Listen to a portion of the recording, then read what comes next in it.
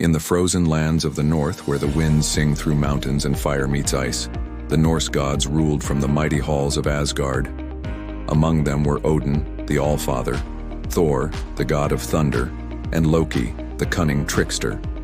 But even the gods could not escape fate. For it was foretold in whispers and visions that one day the world would fall into chaos, and the gods themselves would face their final battle.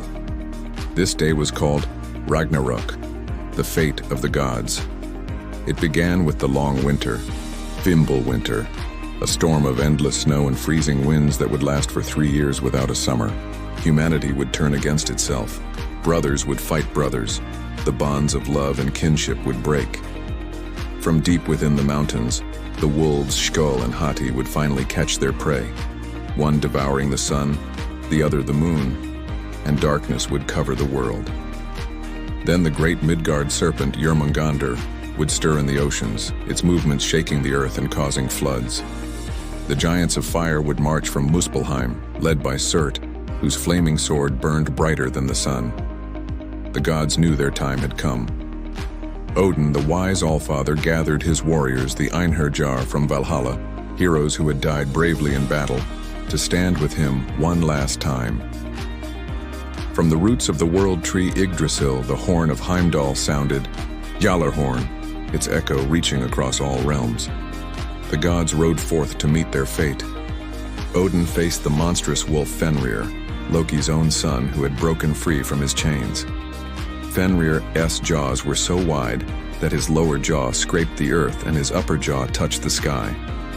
Odin fought bravely, but the wolf swallowed him whole. In rage, Odin's son Vidar leapt forward, tearing open Fenrir's jaws and slaying him in vengeance. Meanwhile, Thor battled the Midgard serpent. The thunder roared and lightning split the heavens. After a long and furious fight, Thor finally struck down the serpent with his mighty hammer, Mjolnir, but he had been poisoned by its venom. After taking 9 steps, the god of thunder fell lifeless. Elsewhere, Loki fought against Heimdall, the watchman of the gods. Their clash was fierce and bright as fire and ice collided, and in the end they struck each other down. Then came Surt, the fire giant. With a roar, he raised his flaming sword and set the world ablaze.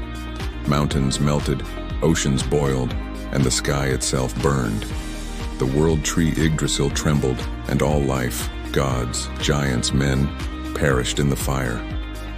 But from the ashes there was silence, and then renewal. From the sea rose a new earth, green and pure. The sun's daughter took her mother's place in the sky, shining once again.